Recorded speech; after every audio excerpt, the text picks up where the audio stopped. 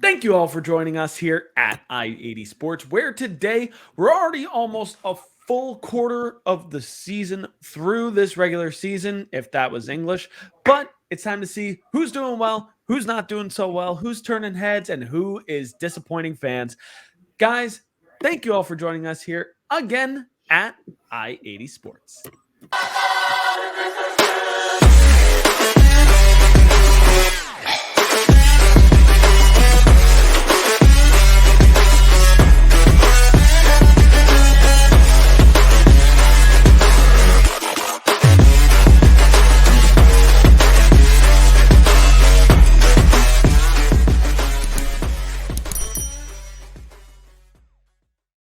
Thank you all for joining us here at I-80 Sports. Make sure that if you're not currently on YouTube right now and you're catching us on Spotify or wherever you like to enjoy your podcast, that you check out our YouTube page down below, youtube.com/I-80 Sports.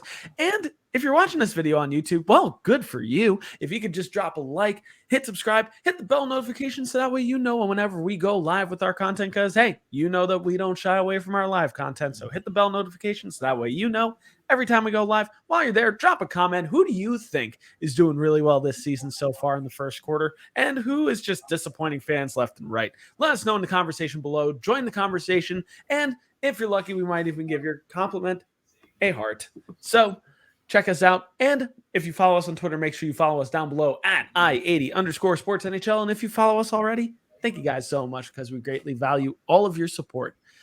I'm Brian. He's Tom. Tom, how are you doing today?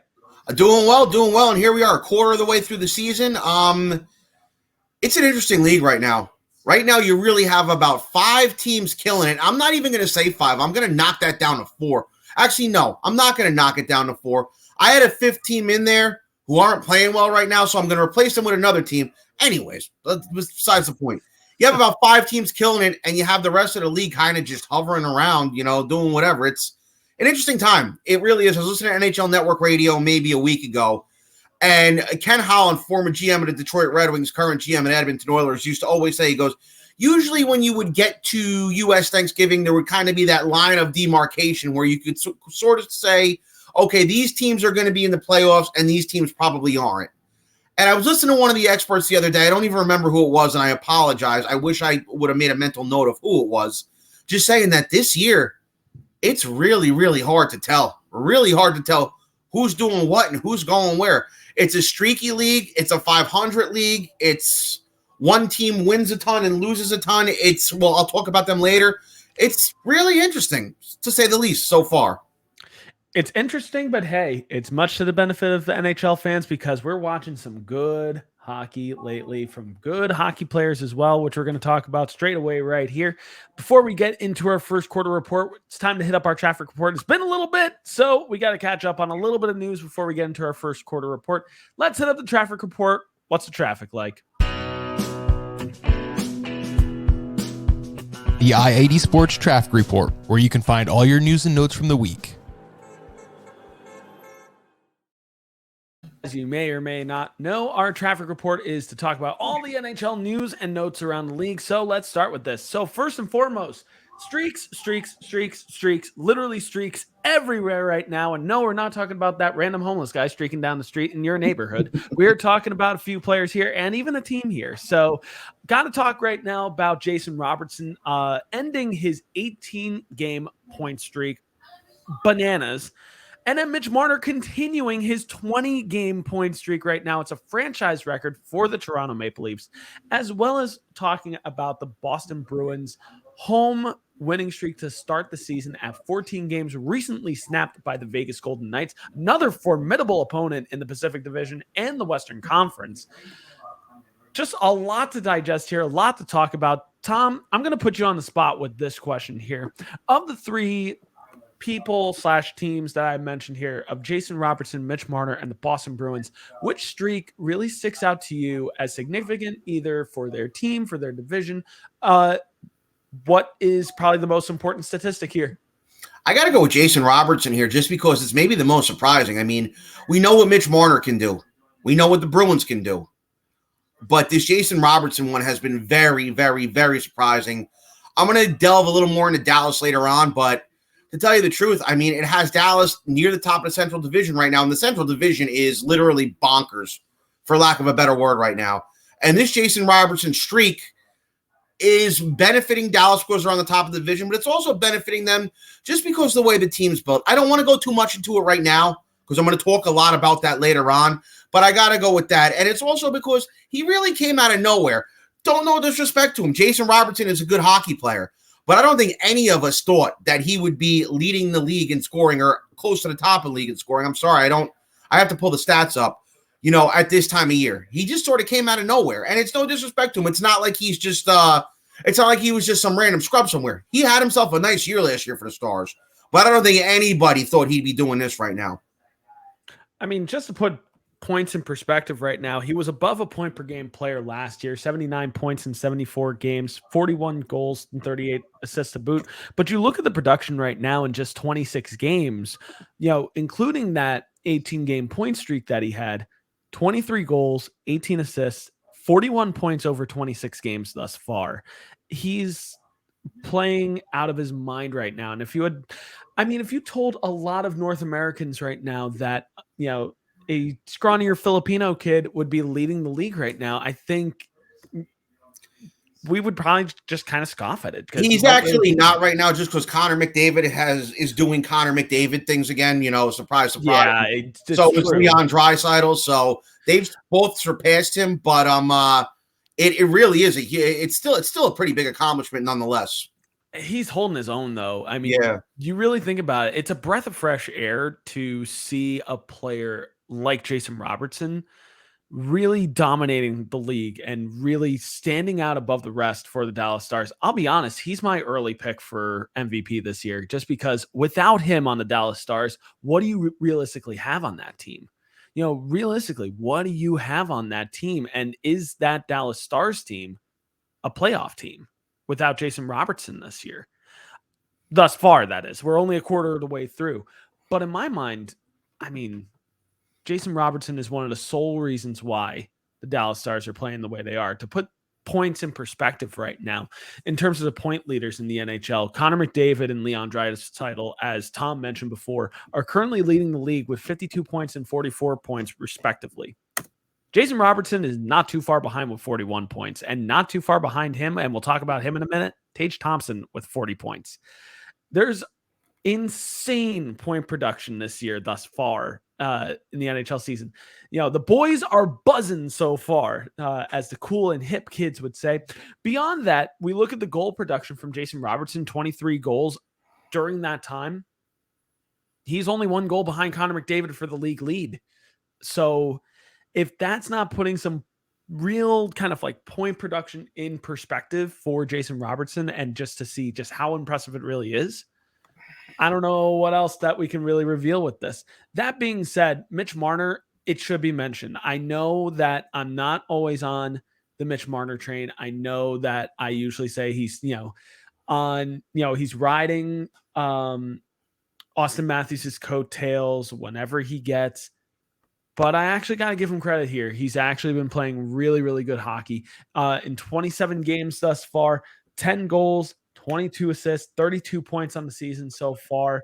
He's another one of the biggest reasons why Toronto is really performing well at the moment. So no knock on Mitch Marner. It's very impressive to have, that 20-game point streak, and hopefully it continues. And believe it or not, he's been playing with John Tavares lately, and I thought that was the case, but I just had to double check it. They have been playing with John Tavares this season, and I'm just wondering if that's maybe why he's standing out a little bit more. I think honestly it is. Like, Mitch Marner is the type of player I feel like that needs a foil on his line. He needs somebody of equal or greater value than him for him to be productive. Last year he needed an Austin Matthews on his line. This year he needs a John Tavares on his line, even though last year we did nothing but basically say, where's John Tavares? Where's this money actually gone? And John Tavares has basically shoved that right back down everybody's throats and said, hey, there's a reason why I was named captain. There's a reason why I lead the brigade with the Toronto Maple Leafs, and he's proving it this year. So I can't even knock him at the moment. So yeah, I think there's a lot that goes into Mitch Marner's production, also helping from John Tavares. So no disagreement there. And then for the Boston Bruins, just really impressive 14-game win streak to start the season at home. First of all, that must have been just awesome at TD Garden for the fans to just see win after win after win after win after win. Boston is one of the best teams this season. We'll talk about them at more length. I wish we could talk a little bit more right now, but hey, we're going to get into it in a little bit in our first quarter report. Those third jerseys are ugly, though. Sorry. Oh my God, they're terrible. Yeah. They need to go back to the like the lunch pail AC ones with the gold that they used a couple of years ago. Those were great. These were freaking terrible looking. You know what I miss? I miss the bear. Bring back the actual Bruin. Miss the bear is on it. It's the bear. It's the teddy bear face from the 90s that they wore on the gold third jerseys. But it's just hard to look at. These ones are they're white instead of gold, and they're just not easy to look at. For me, I need in my life at some point that mustard yellow with the Bruin bear on the front, with the C, Joe Thornton on the back. No, I thought you were That's what I think of when I see that jersey. I think of Bork, actually, believe it or not. I think of him. I think of Thornton. And then for some weird reason, I think of Sergei Samsonov, and I don't know why. And you want to know who I think of, too? And this is a weird one, too. Bill Guerin, who was only there for a year. Yeah. Bill Guerin was a well-traveled man. Won a Stanley Cup with the Devils, and then won one with the Dallas Stars. And no, he didn't win one in Dallas. He won one with Pittsburgh. In '99 with them? No, he was in Edmonton at that time. Ah, shoot. Okay, yeah. But even still, well-traveled for Bill Guerin, and also turning heads with the Dallas Stars in terms of what they're doing in their front office for sure. Led to Jason Robertson in a lot of ways. So before we move on here, before we get to our quick hits and moving on to Minnesota, our first quarter report, let's talk a little bit about the injury report. There's some injuries that we got to update on right now. I'm pulling this all from CBSSports.com, so if I miss anything, I apologize. But Calgary, Oliver Shillington is out for personal reasons. He should be out until at least December 12th. It's stating right now, which Calgary needs him back bad. Calgary has been a little ugly lately and worse for wear because of it. Moving on to Carolina, we've got Andre Kasha out with a concussion, due back, and maybe sometime after December 15th. Same with Freddie Anderson, who is currently on the mend for a lower body injury, should be back sometime after December 15th as well. We already know about Max Pacioretty for the Carolina Hurricane being on the mend until February, which something to keep back in the back of your mind, how injuries and coming back from injury can actually prove to be a trade deadline move in and of itself. So something to kind of interestingly monitor as we go through this season with the Carolina Hurricane as well. Moving right along to the Chicago Blackhawks, Jared Tenorti is going to be out until December 13th with a hip injury from what it looks like. Same with Peter Mrazek, out until at least December 13th with a groin injury. And then you've got the laundry list of the Colorado Avalanche right now. The hangover is real right now for the Colorado Avalanche. I don't even know where to begin on this one. No, the poor Colorado Avalanche right now. Nathan MacKinnon is going to be out until at least the new year with an upper body injury. We're probably not going to see him at all for the rest of December. You have Evan Rodriguez is down with a lower body injury until at least after December 15th as well. You also have Gabriel Landeskog that will be hopefully coming back from that knee surgery roughly in the middle of January. Bowen Byram is out with a lower body injury until possibly Christmas. Josh Manson is out with a lower body injury until January 7th. And Valeri Nichushkin is still potentially due back sometime soon, but we haven't really heard any definitive news on that just yet. He's still due back from that ankle injury soon. I mean, we could talk at length at just how these injuries are catching up to Colorado right now, but we'll save that for our report, to be honest. Moving right along here, Adam Boqvist for the Columbus Blue Jackets. Speaking of jokes, the Columbus Blue Jackets are going to be missing Adam Boqvist until at least December 13th. Really bad news here for Jacob Voracek. He is still showing signs of concussion-like symptoms. He's out indefinitely, could be out for the remainder of this season. It could be career-threatening. And if so, that would be really awful to hear, especially for such a talented player. It would be really unfortunate to hear that he retires because of this. I would really be upset by that, to be honest. Moving right along here to the Detroit Red Wings. Nothing too crazy to report here. Jacob Vrana could be due back at after New Year's due to his personal issues going on. If you're curious, go research that. Just entertain it. Tyler Bertuzzi out with a hand injury until at least the new year right now. So they're out. They're without one of their best scorers at the moment. Also going to be without Mark Pysyk until at least February with an Achilles injury.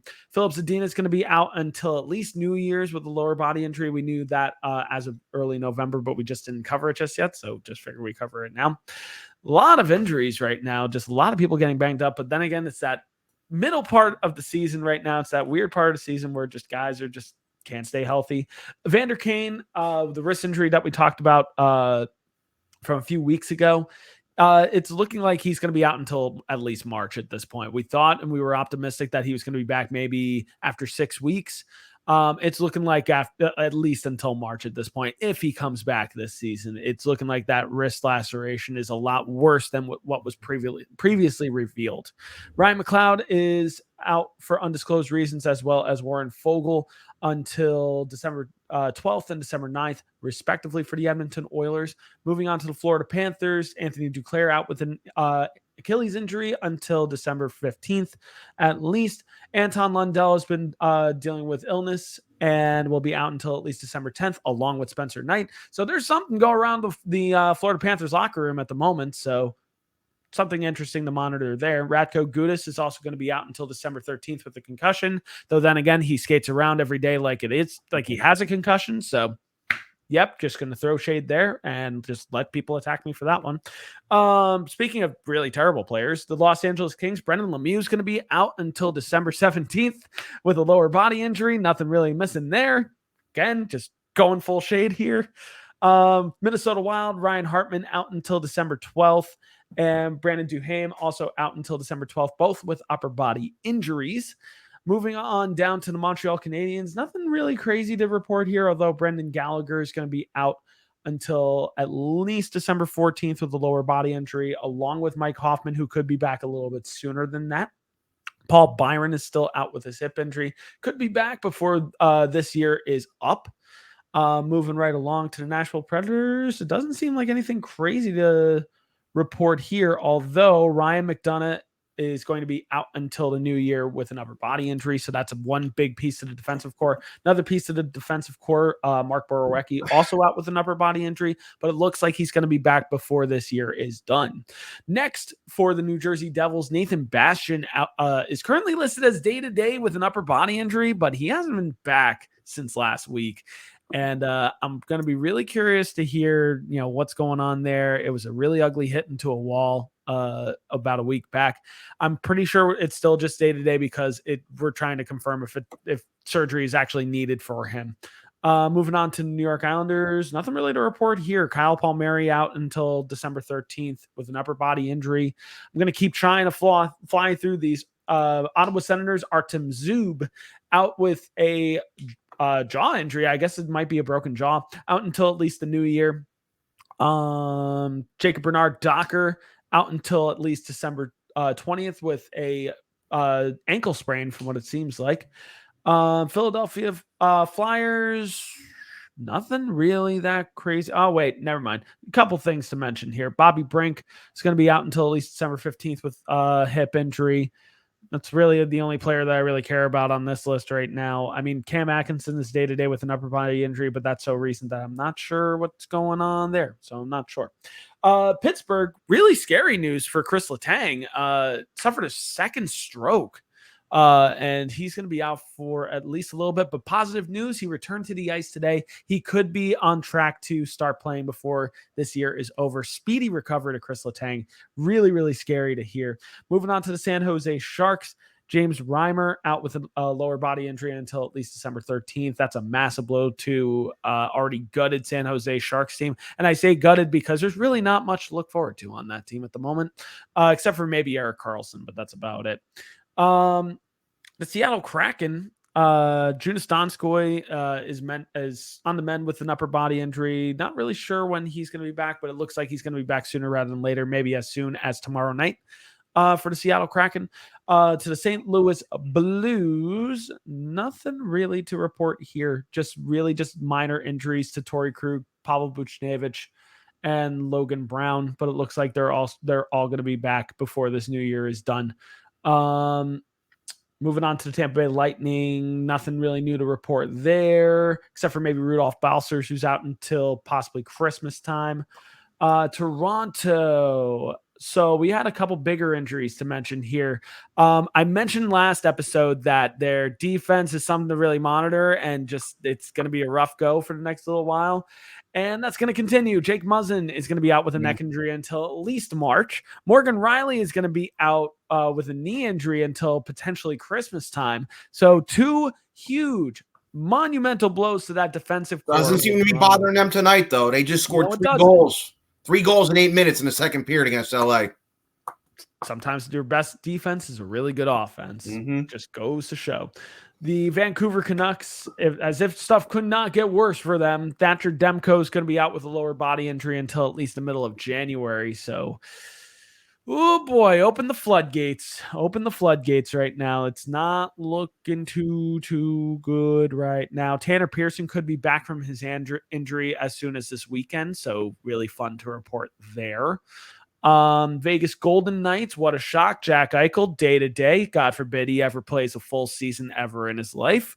Alex Pietrangelo has been out for personal reasons until at least December 13th. I'm going to need to do a little bit of reading up on that one and just do a little bit of literature on my part.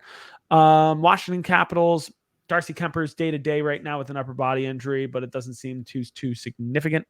Tom Wilson is still on the mend with his knee injury until about December 13th, along with Dmitry Orlov with a lower body injury. Man, I really didn't realize how banged up the Washington Capitals are right now. Carl Hagelin out with a hip injury. Martin Fervery, I can say words, I promise I can, out until December 11th. And this is probably a new one that we have to report here. Connor Brown out for the rest of the season with a knee injury here. And then lastly, moving on to Winnipeg, we've got Nikolai Ehlers out until the new year with lower body injury, and then Mason Appleton out with a wrist surgery until possibly the beginning of February. A lot to digest there, a lot to kind of soak in, put into our brains. Comment down below with what injuries are the most significant in your mind. I just did a whole lot of talking there. So for our quick hits, Tom, I'm actually going to entrust you with our quick hits here. We've got 2 topics to talk about here. What do you got? Well, Tage Thompson, what more do you want to say? 5 goals last night. 4 goals in the first period. NHL record. Wow. The other one is that Shane Wright has been released from the Kraken to go. I know released from the Kraken sounds crazy. To go play for Canada at the World Juniors. Same with Dylan Guenther. He'll also be released to go play for Canada at the World Juniors as well. So just curious to see what they do, but it's typical Canada right there. Always pining for somebody. They did the same thing with Ryan Nugent-Hopkins back in 2013. And, well, we all know how well that worked out. We smacked them 5-1 in the semifinal. Sorry, all our Canadian friends. Nah, no apologies needed on that one. Also, kudos to Shane Wright for the Seattle Kraken scoring his first NHL goal, hopefully the first of many for him. And literally the day after, he was told that he was being loaned to Team Canada for the World Junior. So all fun stuff there for him. Glad to see that his season could very well be turning around for him after a really bizarre start for the Seattle Kraken. But time to move on from here. Time to get to the real meat of this episode, which is our first quarter report. So as always, it's time to pump the brakes.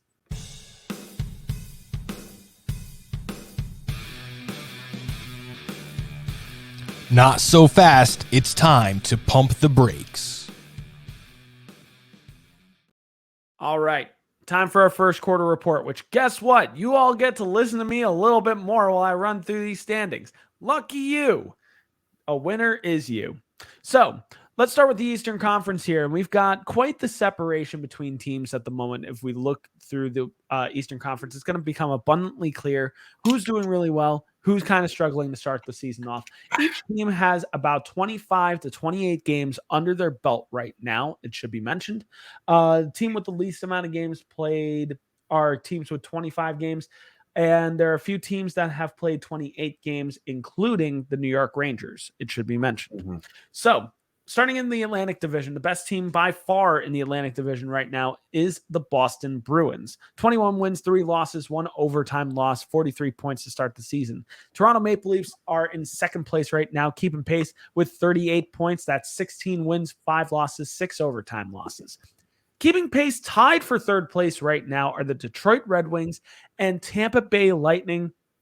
Pretty similar splits there right now for them. For Tampa Bay, 15-9-1. Florida, 12-10-4. Or sorry, for Detroit, 13-7-5. Coming in fifth place right now, not too far behind those guys. Tied for fifth place right now, the Florida Panthers, which we're not too surprised about, and the Montreal Canadiens actually showing some signs of life to start the season. Florida Panthers are 12-10-4. Montreal Canadiens are 13-11-2. Then we start to look at the bottom of the pack right now. The Buffalo Sabres are currently in seventh place, 12-13-1, 25 points to start this season. But honestly, I don't constitute them as a bad team, and we'll get into that in a little bit. Finally, in eighth place in the Atlantic Division, the Ottawa Senators, 10-14-1 with 21 points, which, as we predicted, the Atlantic Division, pretty competitive right now. There's really no bad team in the Atlantic Division at the moment. I wouldn't even call Ottawa that bad of a team right now. Then we move on to the Metropolitan Division, which, lo and behold, oh my goodness, what happy day. First place by a pretty margin right now, by 9 points to start this season, the New Jersey Devils. Really surprising here. 21 wins, 4 losses, 1 overtime loss for 43 points to lead the Metropolitan Division at this current point in the season. Next in second place is the Carolina Hurricane with 34 points. They're 14-6-6. Next, we've got a tie for third place, the Pittsburgh Penguins and the New York Islanders, respectively, with 32 points. Pittsburgh is 14-8-4. The New York Islanders are 16-11-0. No overtime losses for them yet this season. Good to see. Next in fifth place, not too far out of it at all, literally just a point behind the two teams mentioned before, the New York Rangers, Tom's absolute favorite. 31 points to start this season. They're 13-10-5. Next, we start going to the bargain bin because these are 3 teams that I just don't think are really hanging right now in this division.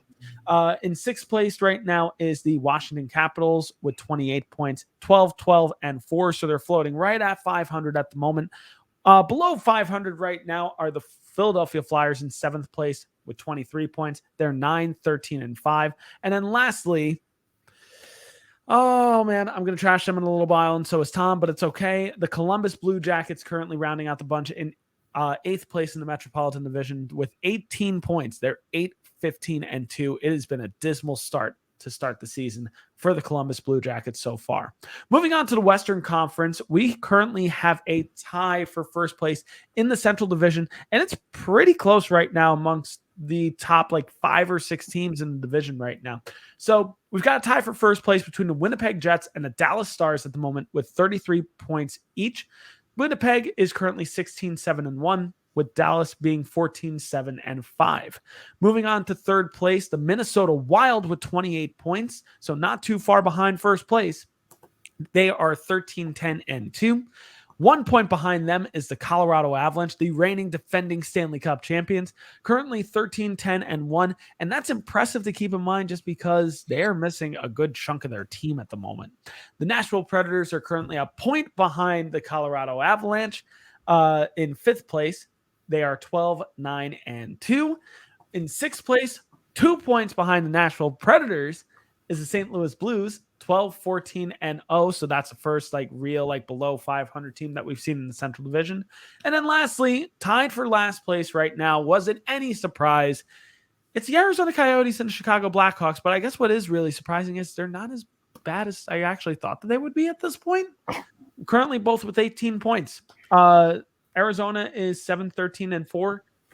Chicago's 7-14-4. I honestly thought they were going to be a lot worse at this point, but somehow they both have won 7 games respectively. Don't know how it happened, but hey, stranger things have happened. Moving on to the Pacific Division, the last division we're covering here, the Vegas Golden Knights currently lead the charge with 39 points to start this season in first place. They are 19-8-1 to start this season. In second place, the most recent expansion team, the Seattle Kraken, with 33 points, 15-7-3 to start this season. Currently 1 point behind the Seattle Kraken are the Los Angeles Kings with 32 points. They are 14-10-4. Next is the Edmonton Oilers in fourth place with 30 points, 15-12-0 for them to start this season. Now we start looking at the bottom half of this division. The Calgary Flames currently in fifth place with 29 points, not too far out of the conversation of the playoffs by any stretch. 13-10-3 start this season. Vancouver, who has been steadily turning things around slightly, with 27 points in sixth place, 12-12-3. They're going to be an interesting team to watch for in the coming weeks. Next is the San Jose Sharks with 21 points in seventh place. They are 8-16-5.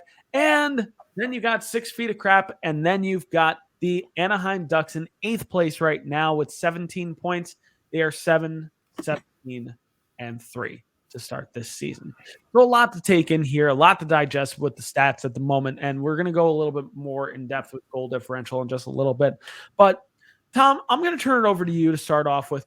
Who in your mind, of all 32 teams that I just mentioned, who in your mind is the best team in the league right now? Who's the team to be beat? My eyes is the Boston Bruins. They have a good top six, a good number one defenseman, not Vezina caliber goaltending, but good enough goaltending. Right now, they have it all. Look at their depth. Taylor Hall's playing on the third line right now. Nick Foligno and Craig Smith are on the fourth line. Are these the 97 and 98 Detroit Red Wings that Scotty Bowman coached? The way he balanced his lines out? Eerily similar to me, let me tell you that. And Jim Montgomery must be having the time of his life in his first year up there. Alas, like I said, the concern that I mentioned in the past is the age of their top two centers in Bergeron and Krejci. They're both over 35 years old. If they can stay healthy, great. It's just a matter of the grind of the season and how much, not so much Bergeron, but Krejci went back to the Czech Republic and now he's back here. How much will it wear on him? Will it wear on Bergeron at all? One of them goes down for a lengthy amount of time, then what? Because last year, the biggest question mark with these Bruins was their second line center. They have it this year. But somebody you get hurt at that age late in the season, you really could screw yourself up. So despite all of that, I have to say it's the Bruins right now. I really do. I look up and down at this team and I look what they're doing in what is still a very tough division. Obviously, the Florida Panthers are in holding up their end of the bargain, and I thought they wouldn't do that anyway. But it has to be them right now. It really does, in my eyes. I don't disagree with you. I think absolutely Boston should be mentioned here. And I think Boston in a lot of ways is far and away the team to beat at the moment. But I'm also going to play devil's advocate, and not to be a homer real quick, but I am going to play devil's advocate here and also just mention the New Jersey Devils, who is currently tied for the league lead right now with the Boston Bruins. And currently you look at that goal differential. So Boston is the team to beat in goal differential at the moment. They are currently plus 47 at the moment with 100 goals for and 53 goals against currently. New Jersey's not that far behind. They have a plus 39 goal differential at the moment, 96 goals for, 57 goals against. They're pretty even at the moment. They're pretty neck and neck. And we look down this roster at the moment. It starts with the leadership of this team. You know, Jack Hughes, 31 points in 26 games thus far. He leads the charge with 13 goals to start this season. But what's really telling of this New Jersey Devils team is how they're spreading their wealth. There are multiple guys on this team that have more than a point per game at the moment. Jesper Bratt still has above a point per game with 28 points in 26 games. Nico Hischier has 27 points in 25 games played this season. All three guys have been real game changers for the New Jersey Devils. Another big thing has been, on the faceoff. Nico Hischier currently has a 56.5 faceoff percentage, as well as Michael McLeod and Eric Holla also having a 57.7 and a 59.3 percentage on the faceoff respectively right now. So it really very much starts at the faceoff circle. These guys are getting possession and they're maintaining it. They're absolute terrors on the ice right now. Speed kills, and this team is built from the top down with speed at the moment. A couple players I also want to just mention here as well. Fabian Zetterlund is also turning some heads, maybe as a Calder candidate at the moment, with 13 points in 21 games. He's got 5 goals, 8 assists. He shoots the puck. He is a shoot first mentality player, which the Devils have needed so desperately. And Jack Hughes is also turning into that type of player as well, a shoot first type of player, but also his passing is also needs to be mentioned as well. Jack Hughes is starting to turn into a superstar in this league. Nico Hischier, I think, is slowly turning into a superstar in this league as well. Nico Hischier, I think, could be very well considered for the Selke Trophy by the end of the year if Patrice Bergeron doesn't win the first for the Boston Bruins. Now, another reason why the Devils have also been near the top, and what I think separates the Devils from the Boston Bruins right now, I think Vitek Vanacek is doing just a little bit better at the moment than Linus Ullmark and Jeremy Swayman at the moment. We look at those stats at the moment, and he's actually leading.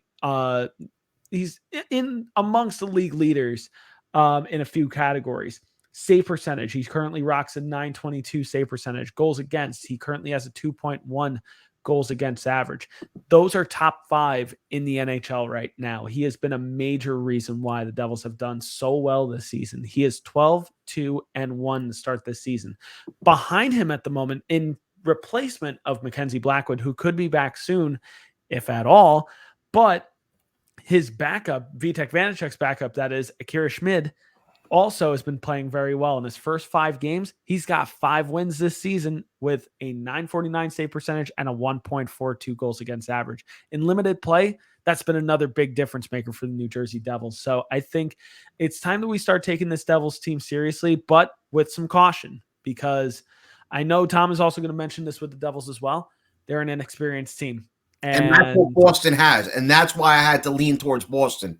Exactly. Up and down the roster, they've all been there before. All of those guys.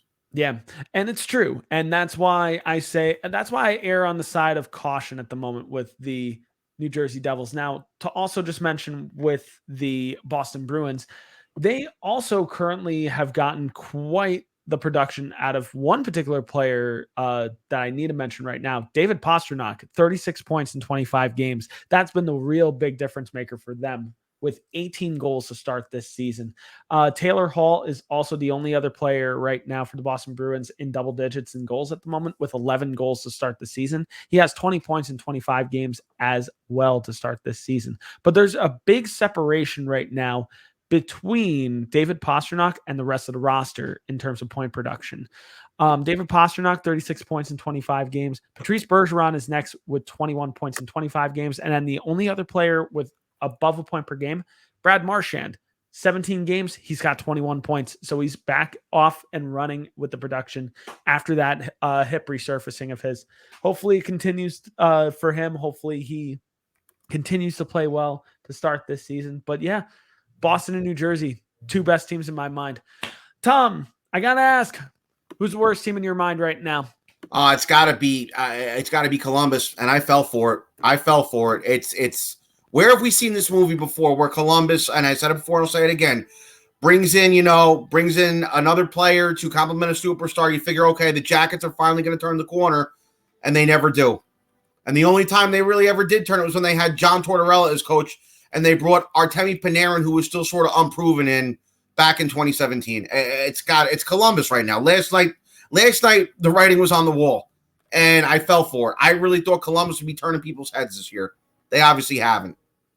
Yeah, Columbus has been bad, and I think it's just more so Columbus has been bad, and it's more of an eyesore because there are so many people at the beginning of the season, before the season even began, that said, look out for Columbus, and myself included. I even said, look out for Columbus. Columbus could actually be a threat in this division.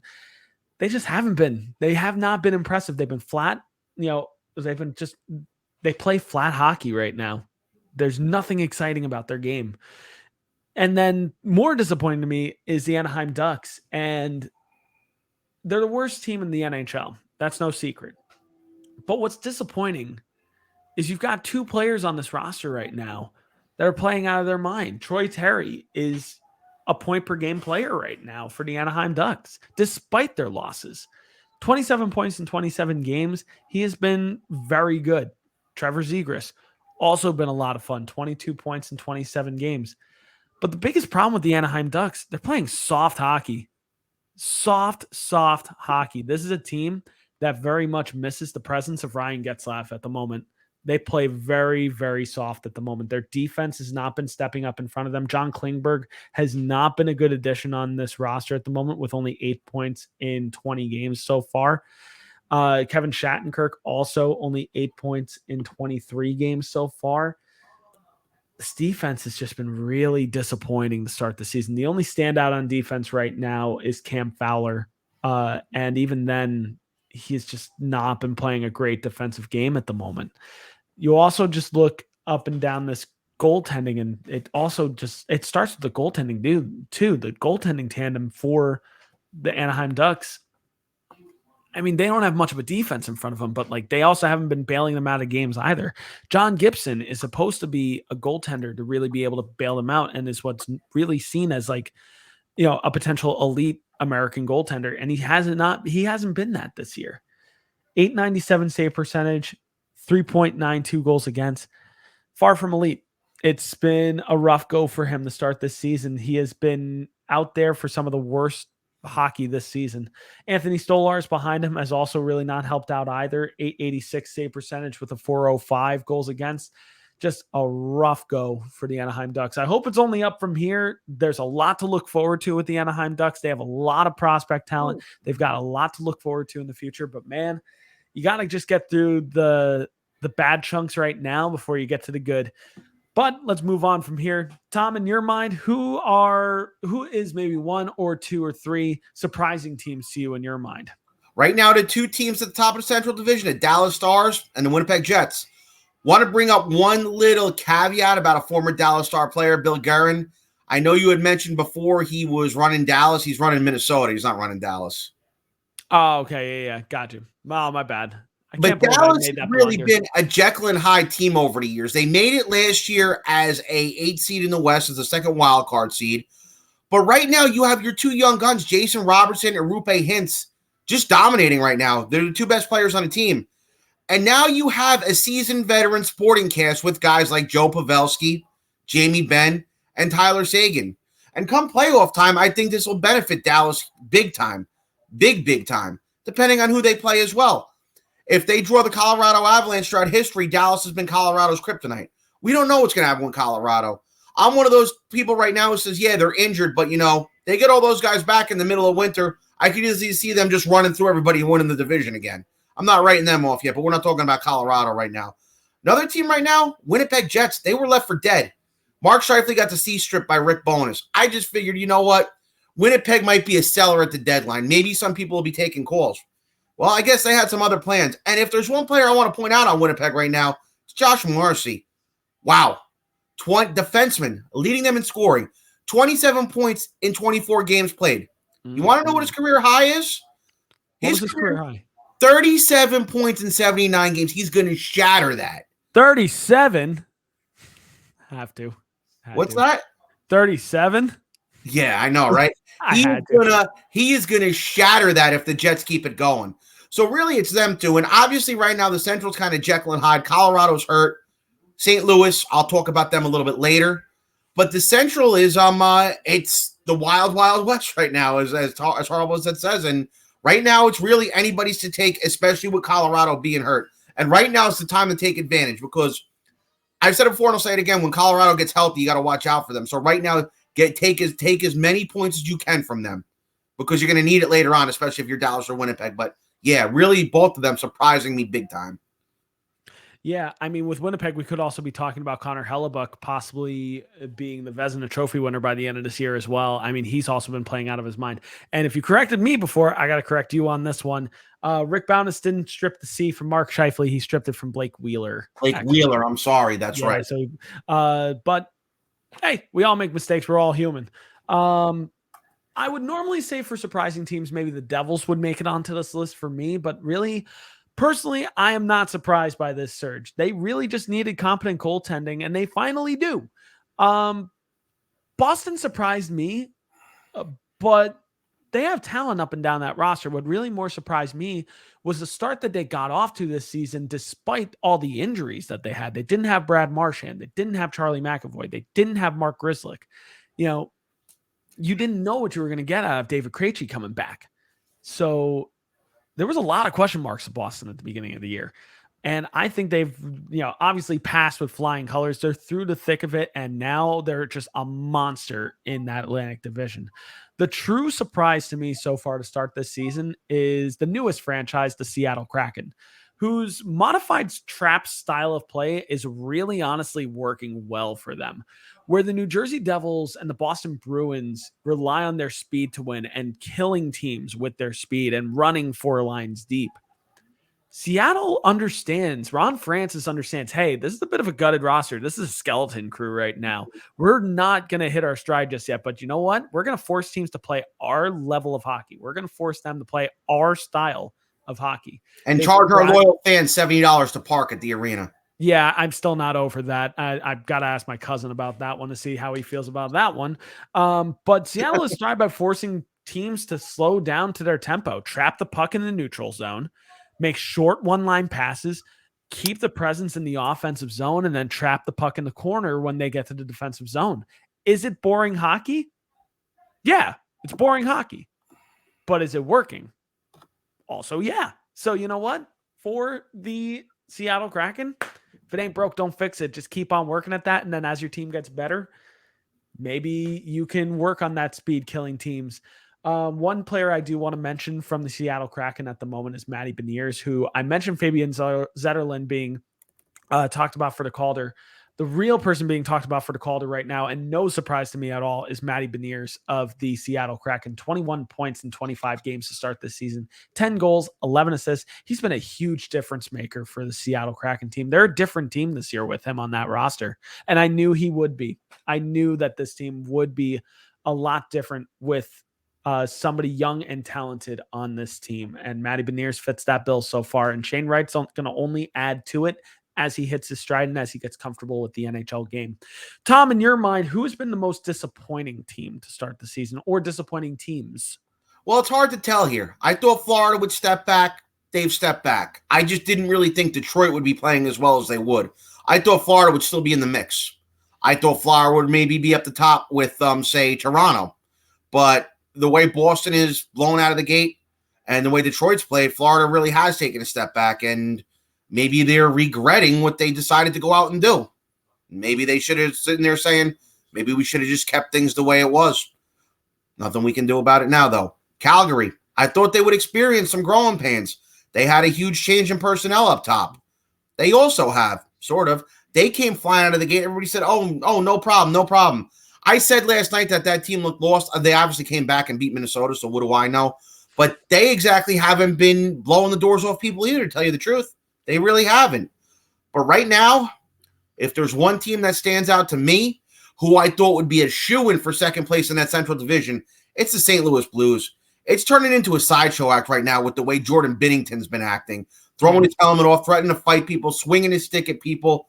The other night, screaming at who knows what when the Rangers scored on him.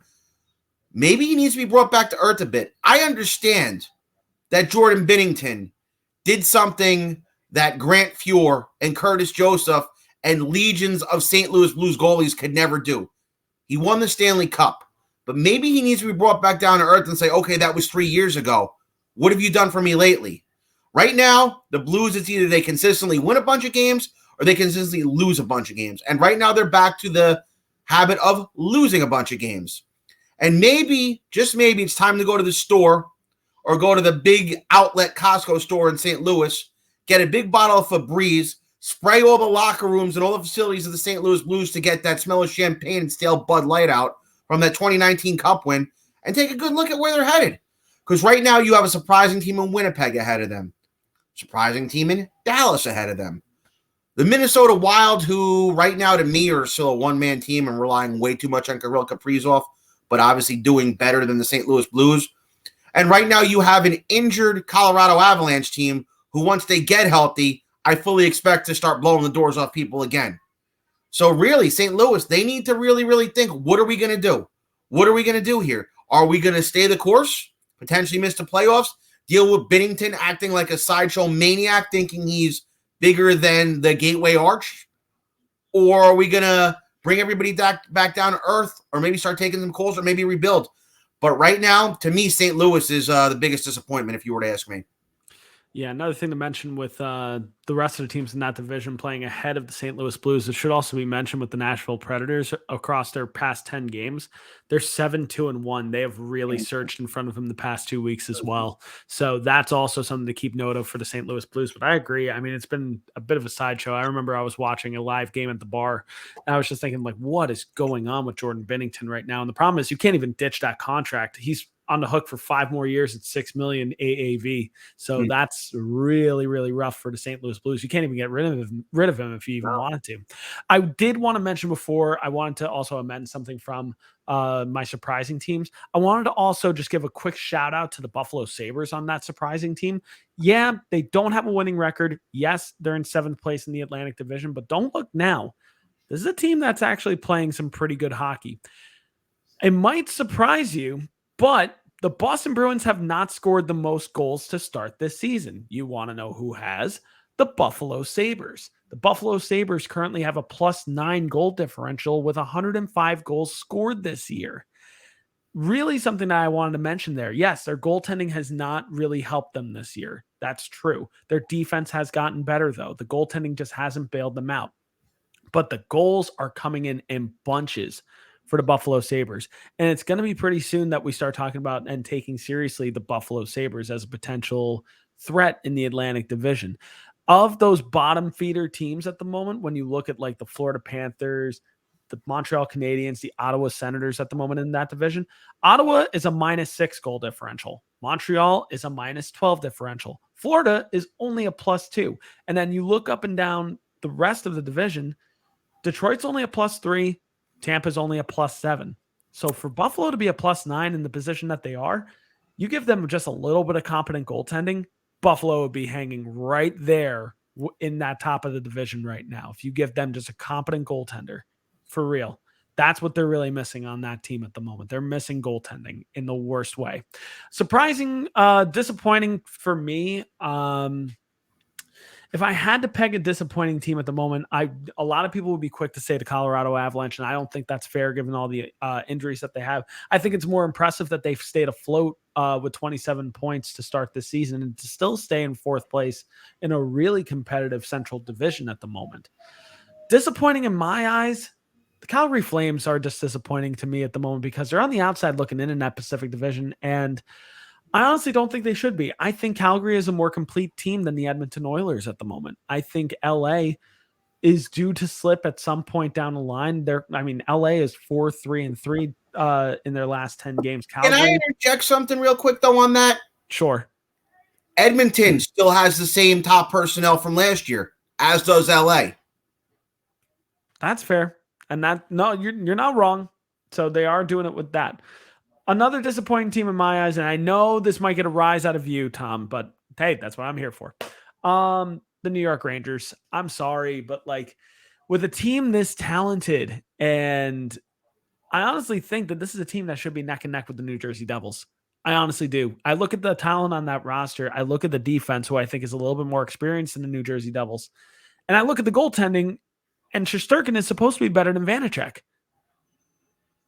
On all cylinders, the Rangers just aren't just winning right now. And I don't know what the solution there is. I don't think the solution is firing Gerard Gallant.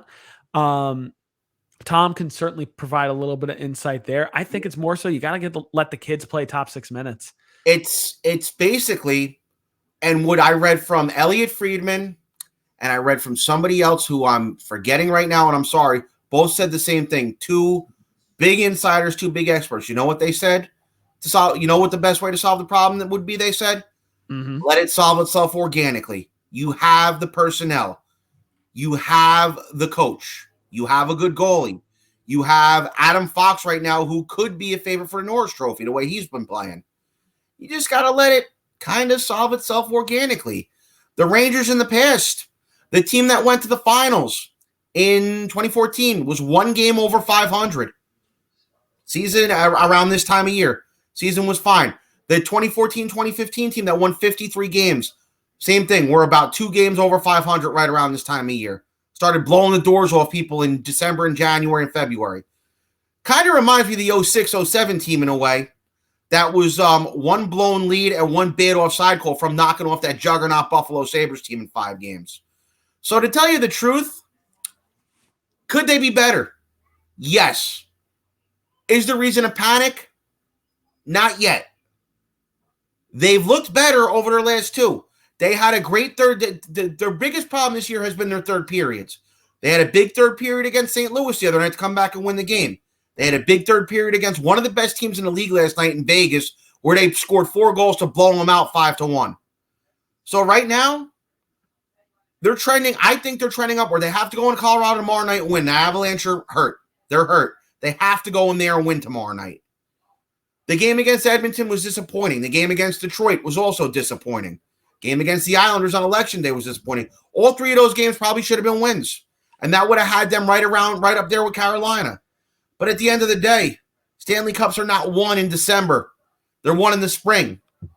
Yep. We've learned from teams like the LA Kings and the St. Louis Blues, and even to a lesser extent, the Tampa Bay Lightning, if you really want to put it into perspective.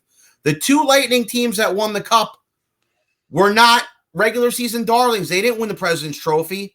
They didn't even finish in first in their division. Hell, the Lightning team that won the 2nd Cup in a row finished 3rd in their division. Didn't have any problem going out and winning a Cup. Am I saying the Rangers are at that level yet? No, I'm not. We have to see what happens come the rest of the season and come springtime. So they could be better, yes, but right now I'm not particularly worried just yet.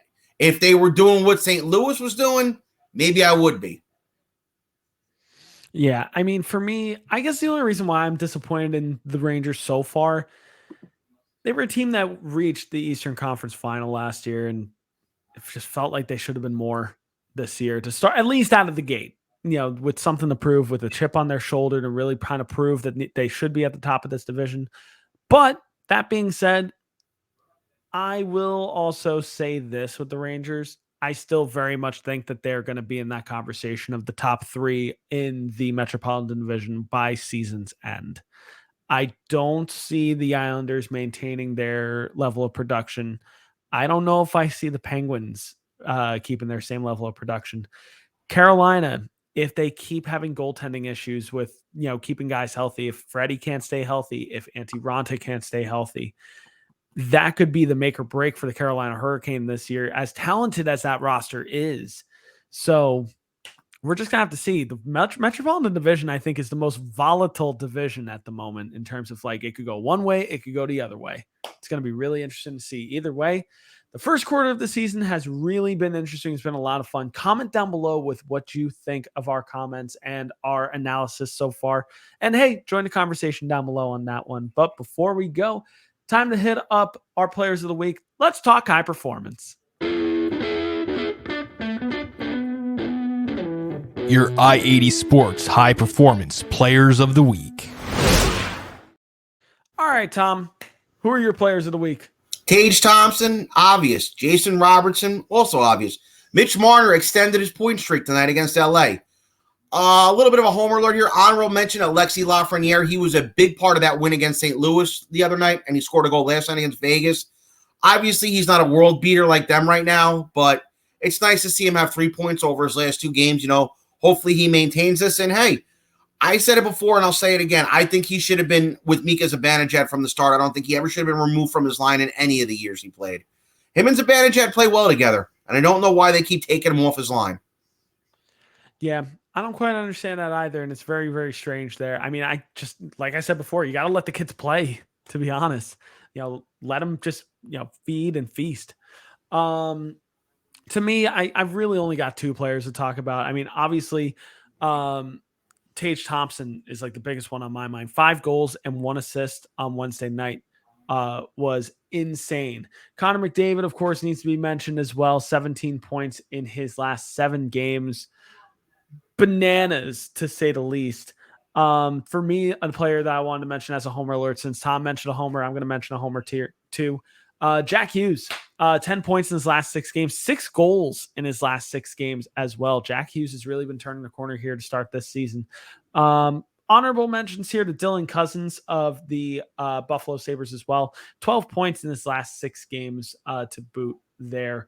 And then lastly, we were talking about some Winnipeg, miracles here with Winnipeg doing really well. Blake Wheeler, 10 points in his last 6 games, along with Kyle Connor, 10 points in his last 6 games. So that's part of the reason why Winnipeg has also been doing so well lately. So really good things to see around the league. It's been a really fun past few weeks in the NHL. But time to round out this episode with our question of the day, which the question of the day is this. And comment down below with your answer for the question. Who is the likeliest playoff teams of the current teams we mentioned? Who is the likeliest playoff team that is of the current top of the crop? Tom, who do you think? I mean, the likeliest to make it? Oh, yeah. The Bruins. I mean, come on. Yeah. For me, I think it's the Bruins also. I mean, all right, fine. I'm going to put in my call here, the most likeliest in my mind, New Jersey Devils. I'm just going to say it. The way they're playing lately, I just don't see them really severely slowing down at the moment. I don't see them going on this massive downslide. I don't think so either. It's just a matter of, and I talked to my to Devil fan friends of mine about this. It's a matter of when they get in there and who they're up against and what they're going to be able to do against them. If there's one thing for sure, this team would benefit from picking up another potential big and fast forward who can play physically. I mean, for me, that's on Andreas Athanasiou of the Chicago Blackhawks at the moment. Would be great to see the Devils pick him up as a bottom line type of guy. And this team also needs Nathan Bastian to get healthy again, because the BMW line that consists of Miles Wood, Michael McLeod, and Nathan Bastian has been among one of the best fourth lines of any NHL team at the moment. So really got to see Nathan Bastian get healthy again. Another NHL trade deadline acquisition for the Devils that could be is getting Andre Palat back and healthy. The biggest decision that the Devils are going to have to make once Palat comes back is who comes out of this lineup, because everybody's just been playing really, really good hockey. But that's a really good decision for the Devils to make. And to me, that's why I think the Devils are probably one of the likelier playoff teams. But hey, it'd be really cool to see the Devils and Boston Bruins face off in the playoffs this season. It would be a lot of fun to watch. Maybe even see another Devils Rangers series in the playoffs this year would be a lot of fun to watch. But as usual, guys, what do you guys think? Do you agree? Do you disagree with our takes? You got to let us know in the comment section down below. Comment down below with what your thoughts from this episode are. And while you're there, drop a like. And if you're not subscribed already, hit the subscribe button and hit the bell notification so that way you guys know when we go live each and every single week. If you're on Twitter, make sure you hit us up on Twitter at I80_SportsNHL. And if you follow us already, thank you guys so much for all of your support, because we greatly value it. Without you guys, we can't do this on a weekly basis. But for now, let's keep watching some hockey. Devils are playing tomorrow, so I'm definitely going to be watching them tomorrow facing the Islanders. It's going to be a lot of fun. But until then, I'm Brian. He's Tom. This has been yet another episode of NHL on I80 Sports.